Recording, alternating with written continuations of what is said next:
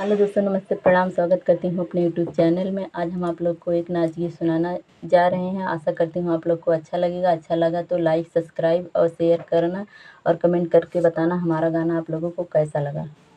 पूर्वे ही देशवा से घेरले बदरिया, बरसन लागे मोरे अंगनवा, बरसन लागे मोरे अंगनवा।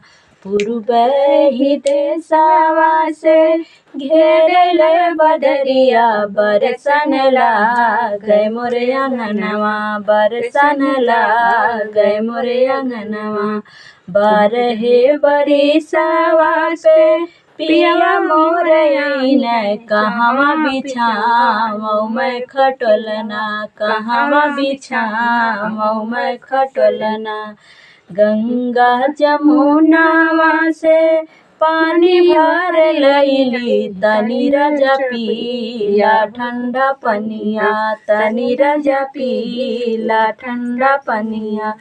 कैसे के पानिया हम पी बारी धनिया, के कर जन्मल हो रिलवा, के कर जन्मल हो रिलवा।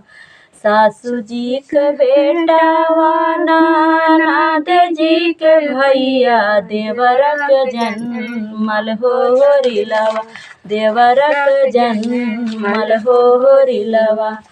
तू तो कमैला राजा रुपया से पैसवा, हमहु कमैले हो ललनवा, हमहु कमैले हो ललनवा, हमहु कमैले हो ललनवा।